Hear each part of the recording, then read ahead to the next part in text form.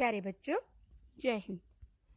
8वीं कक्षा में हिंदी विषय में आज का कार्यपत्रक 5 बस की यात्रा पाठ के विषय में है। आप लोगों ने भी बस की यात्रा की होगी। जब गर्मियों की छुट्टियों में आप गांव जाते हैं या किसी रिश्तेदार से मिलने के लिए कहीं जाना होता है तो बस की यात्रा करते हैं। मैं विशेषकर वो दिन याद दिलाऊंगी जब आप गांव जाते हैं। कुछ घंटे का रास्ता होता है।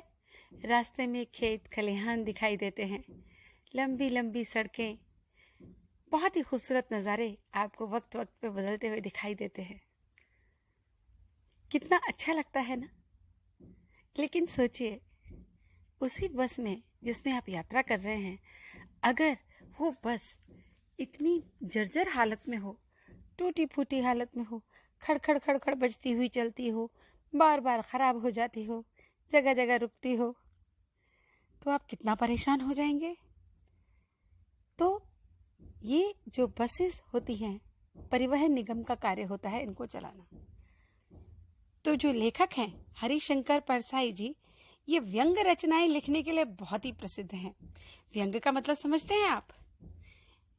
कहने का ऐसा तरीका जिससे हम बातों को सीधा सीधा तो नहीं कहते, बल्कि ऐसे घुमा फिरा कर कहते हैं कि सामने वाले को बुरा भी न लगे और हमारी बातों को भी समझ जाए।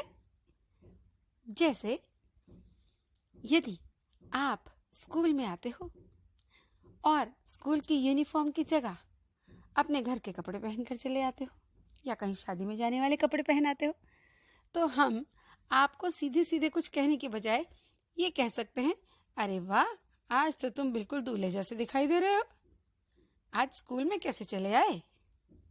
यदि ऐसा कहूंगी तो इसका मतलब ये एक व्यंग है कि आपको स्कूल में तो स्कूल की यूनिफॉर्म में ही आना चाहिए था। ऐसी कई बातें होती हैं जब हम किसी को सीधा सीधा कुछ नहीं कहते, लेकिन कुछ ऐसा घुमा फिरा कर कहते हैं कि बात तो हंसी मजाक की लगे, लेकिन असली बात सामने वाले तक पहुंच जाए। हरिशंकर परसाई जी ने भी एक ऐसी ही बस की यात्रा की और उसका वर्णन किया है। वो बस बहुत खटारा थी, पुरानी थी, लेकिन उन्होंने व्यंग में जिस प्रकार इसे लिखा है तो बच्चों, हंसते हंसते आपके पेट में बल पड़ जाएंगे। तो चलिए इसे पढ़ना शुरू करते हैं।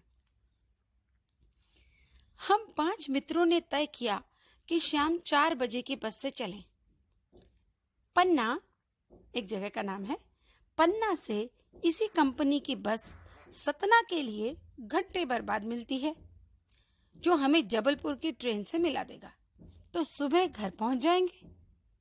हम में से 2 को सुबह काम पर हाजिर होना था यानी मौजूद रहना था काम पर, इसीलिए वापसी का यही रास्ता अपनाना जरूरी था। तो लोगों ने सलाह दी कि समझदार आदमी इस शाम वाली बस से सफर नहीं करते। क्या रास्ते में डाकू मिलते हैं? नहीं, बस डाकिन है। जैसे डाकू कहा जाता है, उसी का स्त्रीलिंग शब्द है डाकिन। तो उन्होंने जब वहां जाने का फैसला किया तो लोगों ने सलाह दी कि जो समझदार होता है ना, वो इस शाम वाली बस से सफर नहीं करते। सोच तो रहे होगे शाम वाली बस से सफर करोगे, सुबह पहुंच जाओगे, लेकिन कोई तो बात रही होगी कि लोगों ने ऐसी सलाह दी। तो इस सलाह पर लेखक ने पूछा, क्यों, क्या रास्ते में डाकू मिलते हैं? तो जवाब आया लोगों का, नहीं, बस ही डाकिन है। बस को देखा तो श्रद्धा उमड़ पड़ी। खूब वयोवृद्ध थी, यानी बस को जब देखा तो जैसे बूढ़े लोगों को देखकर, बुजुर्ग लोगों को देखकर मन में श्रद्धा उमड़ती है ना, बस ऐसे ही श्रद्धा उमड़ पड़ी। खूब वयोवृद्ध थी, यानी वयोवृद्ध हम कहते हैं जिसकी खूब आयु होती है, बड़ी आयु वाला, है ना, हमारे दादाजी दादी जी, है ना। लेकिन वो तो जैसे परदादा परदादी होते हैं ना, ऐसे बूढ़ी थी। सदियों के अनुभव के निशान लिए हुए थी, जैसे कई सदियों पुरानी बस हो, कई सदियों के अनुभव के निशान हो। जो वयोवृद्ध होते हैं, जो बुजुर्ग होते हैं, उनके चेहरे की झुर्रियों में कई प्रकार के, कई सालों के अनुभव के निशान आपको मिलते हैं। वो जो चेहरे की झुर्रियां हैं, वो वक्त के साथ यूं ही नहीं पड़ गई, उनमें बहुत से अनुभव लिए हुए होती हैं।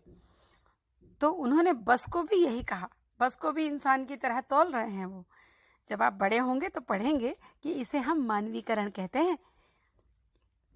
लोग इसलिए इससे सफर नहीं करना चाहते थे कि वृद्धावस्था में इसे कष्ट होगा। ये बस तो पूजा के योग्य थी, उस पर सवार कैसे हुआ जा सकता है। तो देखिए, उन्होंने अपने व्यंग के द्वारा भारत में ये जो सार्वजनिक परिवहन व्यवस्था है ना बसों की, उस पर गहरी चोट की है कि किस तरीके से परिवहन निगम जो है इन बसों के ऊपर ध्यान नहीं देता, कितने कितने सालों तक इस बस को चलाता है। इस बस के साथ कोई दुर्घटना भी हो सकती है। बस इतनी खराब होती है, उन पर पैसा नहीं लगाते हैं और नागरिकों को, आने जाने वालों को बहुत ज़्यादा असुविधा होती है। लेकिन उन्होंने सीधा सीधा नहीं कहा कि परिवहन निगम अपनी बसों को नहीं देखता है, बसों की हालत बहुत ख़राब है, लोगों को दिक्कत होती है। ऐसा कहने के बजाय मजाक मजाक में बता दिया है वयोवृद्ध है, सदियों के अनुभव के निशान लिए हुए है, लोग इस पे सफ़र नहीं करते कि इस बुढ़ापे में उसे कहीं कष्ट न हो जाए, और बड़े लोगों को, बुजुर्गों को तो पूजा करते हैं, तो ये बस कोई बैठ के सवारी करने के लायक नहीं थी, ये बस तो पूजा के योग्य थी। भला पूजा योग्य चीज़ पर सवारी कैसे की जा सकती है। तो बड़े ही अच्छे अंदाज में उन्होंने ये व्यंग्यपूर्ण रचना लिखी है। इसे जब हम पूरा पढ़ेंगे तो आपको बहुत मज़ा आएगा। अगला गद्यांश हम आगे पढ़ेंगे। अभी हम इस गद्यांश के प्रश्न उत्तर करते हैं।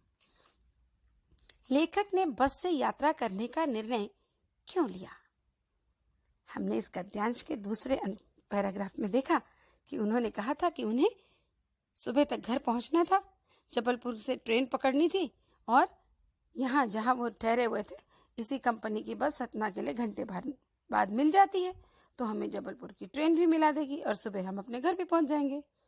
इसलिए उन्होंने उसी बस से यात्रा करने का निर्णय लिया था, क्योंकि वो बस उन्हें शाम को ही मिल जाती।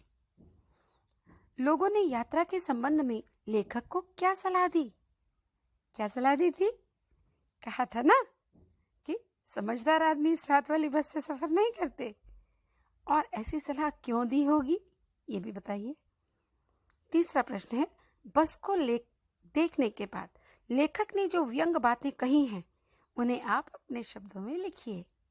जो भी उन्होंने कहा है वो व्यंग से कैसे कहा जा सकता है, अपने अंदाज में लिखिए, जैसे मैंने अभी आपको अपने अंदाज में इन्हीं वाक्यों को बताया।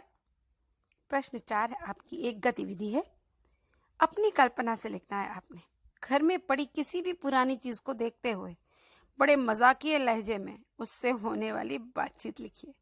घर में कोई भी चीज हो और वो बहुत पुरानी हो, तो आपने ऐसे ही उसके बारे में, जैसे कि आप उससे बात कर रहे हो, कैसे लिखेंगे आप? जैसे हरिशंकर परसाई जी ने बस के विषय में लिखा, आप अपने घर के किसी पुराने टीवी के बारे में लिख सकते हैं, किसी रेडियो के बारे में लिख सकते हैं कि बहुत अच्छा कोई प्रोग्राम आ रहा है, उसमें आप उसे चलाते हैं, वो थोड़ा सा घर घर आकर अपना गला साफ करता है रेडियो।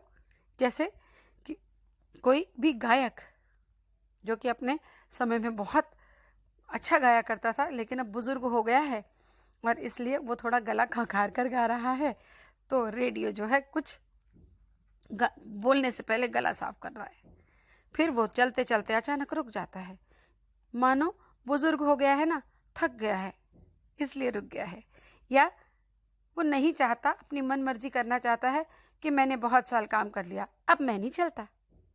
ये मैंने बच्चों आपको एक उदाहरण दिया है।